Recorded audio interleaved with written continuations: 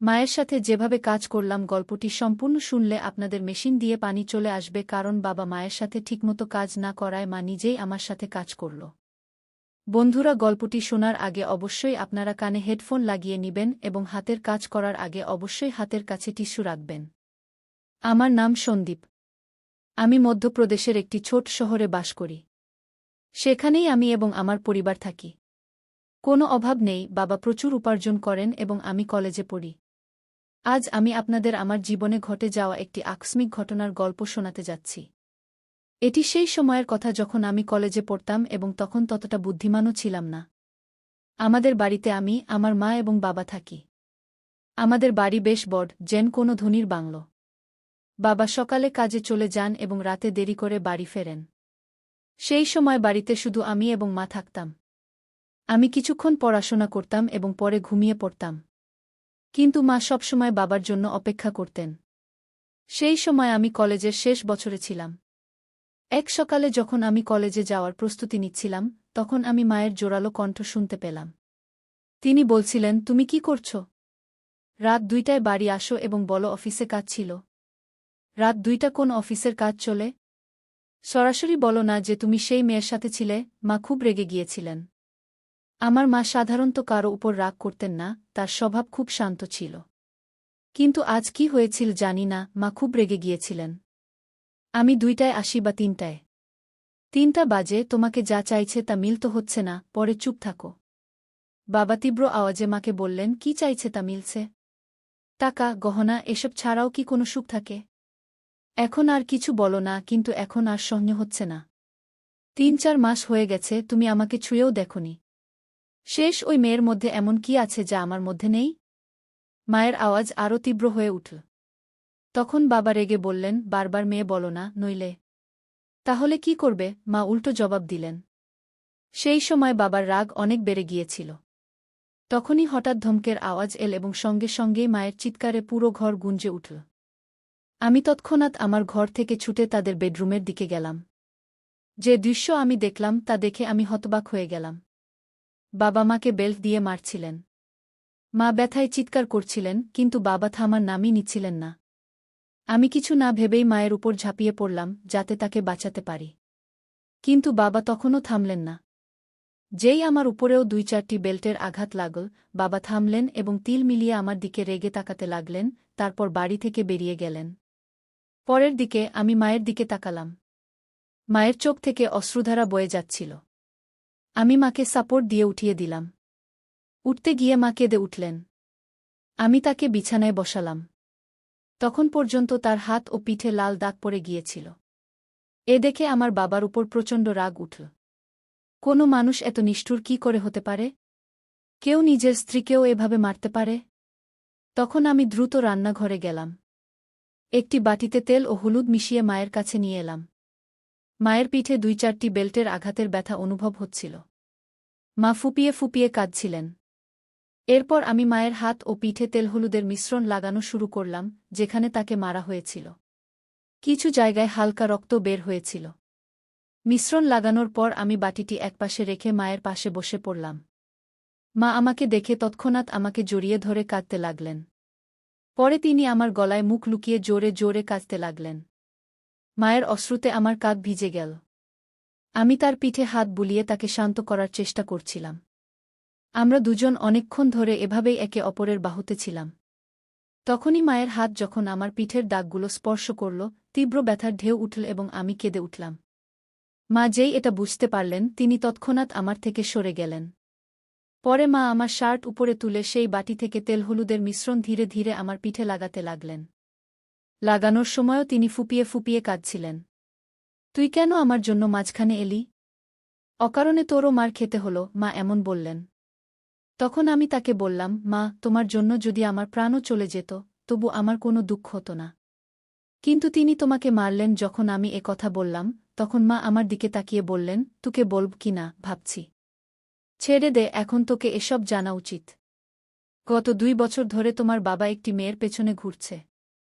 রাতে দেরি করে আসে এবং আমার জন্য যেন কোনো অস্তিত্বই নেই তার কাছে। আর আমাকে এ কথা বলতে লজ্জাও হচ্ছে যে গত কয়েক মাস ধরে সে আমাকে ছুঁয়েও দেখেনি। কয়েকবার মনে হয়েছে আমি নিজের প্রাণ দিয়ে দিই। কিন্তু আমার পরে তোর কি হবে এ ভেবে আমি এমন পদক্ষেপ নিইনি। কিন্তু সত্যিই এখন এই জীবন থেকে ক্লান্ত হয়ে পড়েছি। এখন আমি ঠিক করেছি একই ঘরে থাকব, কিন্তু তার সাথে কোনো সম্পর্ক রাখব না। মায়ের এ কথা শুনে আমি ভাবনায় পড়ে গেলাম। এত সুন্দর, সুশিক্ষিত ও বুদ্ধিমান মা হওয়ার সত্ত্বেও বাবা কি করে অন্য নারীর পেছনে ঘুরছে। মনে মনে আমি বাবার এই কাজকে দোষী সাব্যস্ত করলাম। মা সত্যিই খুব সুন্দর ছিলেন। সুন্দর চেহারা, নাজুক বডি, স্লিম ফিগার, 5 ফুট উচ্চতা, ফর্সা রং, তিনি যেন কোনো ছবিতে আঁকা দেবীর মতো দেখাতেন। তবুও বাবা কেন তার সৌন্দর্য দেখতে পাচ্ছিলেন না? সেই দিনের পর থেকে মা বাবার সাথে কথা বলা বন্ধ করে দিলেন। তিনি আমার ঘরে আমার পাশেই ঘুমাতে লাগলেন। বাবা মাসে বাড়ির সব জিনিসপত্র ভরিয়ে দিতেন এবং টিভির পাশের ড্রয়ারে 5,000 টাকা রেখে যেতেন। এখন তো বাবা বাড়িতে খেতেও আসতেন না। তিনি সেই মেয়ের বাড়ি থেকেই খেয়ে আসতেন এবং কখনো কখনো বাড়িতেও আসতেন না। ধীরে ধীরে এভাবে আরও 3 বছর কেটে গেল। তখন আমি কলেজের পড়াশোনা শেষ করেছি এবং একটি আইটি কোম্পানিতে কাজ শুরু করেছিলাম। আর এখন আমি 24 বছর বয়সী হয়ে গিয়েছিলাম। নিয়মিত ব্যায়াম ও ভালো খাদ্যাভ্যাসের কারণে আমার স্বাস্থ্যও ভালো হয়ে গিয়েছিল। এখন তো বাবা মাসে 2-3 বারই বাড়ি আসতেন। আমার সঙ্গে খুব কম কথা বলতেন। যদিও মা এখন সেই আঘাত থেকে উঠে এসেছিলেন, কিন্তু তার চেহারায় সবসময় একটা বিষাদ ছেয়ে থাকত। আমি তাকে কখনো হাসতে দেখিনি। আমি আগে কখনো এমন দেখিনি, এটা দেখে আমার খুব খারাপ লাগত।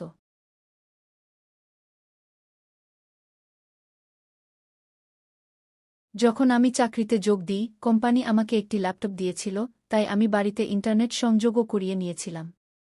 ছোটবেলা থেকে মায়ের সঙ্গে থাকার কারণে আমার বেশি বন্ধু ছিল না, মাই ছিলেন আমার সবচেয়ে কাছের বন্ধু। সন্ধ্যায় যখন আমি কাজ থেকে বাড়ি ফিরতাম, ফ্রেশ হয়ে চা খেতাম এবং পরে বেডরুমে গিয়ে ল্যাপটপে ইন্টারনেট ব্যবহার করতাম। এটা আমার সময় কাটানোর মাধ্যম হয়ে উঠেছিল। সেই বয়সের কারণে আমি ইন্টারনেটে বিভিন্ন ধরনের সিনেমা দেখতাম, কিন্তু আমার সবচেয়ে বেশি পছন্দ হতে শুরু করেছিল মা এবং ছেলের মধ্যে সম্পর্ক নিয়ে সিনেমা।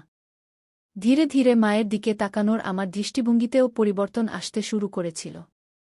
একদিন সোমবার ছিল, রাত প্রায় 9টা বাজে, হঠাৎ বাবা বাড়ি এলেন। আমাদের বাড়ি মায়ের নামে ছিল। বাবা মাকে বলতে লাগলেন যে বাড়ি তার নামে করে দিতে। তখন মা অস্বীকার করলে বাবা তাকে খুব বকাঝকা করতে লাগলেন। মা চুপচাপ শুনতে থাকলেন। এমন সময় বাবা মায়ের গালে এক চড় মারলেন। এ দেখে আমার রক্ত গরম হয়ে উঠল। বাবা দ্বিতীয় চড় মারতে যাচ্ছিলেন, তখনই আমি তার হাত ধরে ফেললাম এবং বললাম, বাবা, এখন যথেষ্ট হয়েছে। এই তামাশা অনেক হয়েছে। এখন আর সহ্য করা যায় না। আজ থেকে এই বাড়িতে পা রাখলে এর পরিণাম ভালো হবে না গি। এরপর মাও রেগে বাবাকে খুব বকলেন। বাবা মায়ের জোরে বকুনিতে হঠাৎ থেমে গেলেন এবং আমার শক্তিশালী শরীর দেখে সেখান থেকে চলে গেলেন। পরে আমি দরজা বন্ধ করে মায়ের কাছে গেলাম। মা আমাকে চোখে অশ্রু নিয়ে দেখলেন এবং দৌড়ে এসে আমাকে জড়িয়ে ধরে ফুপিয়ে ফুপি কাঁদতে লাগলেন। আমিও মায়ের কোমর শক্ত করে ধরে তাকে আমার বাহুতে জড়িয়ে নিলাম। মা হিক্কা নিচ্ছিলেন এবং বলছিলেন, ঠিক আছে বেটা, এই মানুষের এই অসীম। আজকের পর যদি সে বাড়িতে আর না আসে তাহলেই ভালো। মা বললেন, এখন এই বাড়িতে তার আসার সাহস হবে না। আর যদি আসেও, আমি তাকে ছাড়ব না গিয়ে আমি বিষয়টি নিয়ে রেগে মাকে বললাম। এরপর মা চিন্তিত হয়ে বললেন, সন্দীপ বেটা, এই মানুষের সাথে জড়িয়ে না। যদি তোমার কিছু হয়ে যায়, আমি কার উপর ভরসা করব? তখন আমি আবেগে বললাম, তুমি চিন্তা করো না মা। সেই সময় আমার কাছে চাকরি ছিল না, তাই আমরা বাধ্য ছিলাম। কিন্তু এখন আমার কাছে ভালো চাকরি আছে। তুমি চিন্তা করো না, আমি তোমাকে কিছু হতে দেব না গিয়ে আমি মাকে আশ্বস্ত করে বললাম। একদিন দুপুরে আমি কাজ থেকে বাড়ি ফিরলাম। যেমনই আমি আমার চাবি দিয়ে দরজা খুলে ভেতরে এলাম, তখনই আমি একটি অদ্ভুত শব্দ শুনলাম। আমি বেডরুমের দরজার কাছে গিয়ে দেখলাম দরজা ভেতর থেকে বন্ধ ছিল। আমি দরজার ছিদ্র দিয়ে ভেতরে তাকিয়ে দেখলাম যে মা ভেতরে কারো সাথে ছিলেন। যে দৃশ্য আমি দেখলাম তাতে আমি হতবাক হয়ে গেলাম। প্রায় 10 মিনিট ধরে আমি সেখানে তাকিয়ে রইলাম। হঠাৎ মা অজ্ঞান হয়ে মেঝেতে পড়ে গেলেন।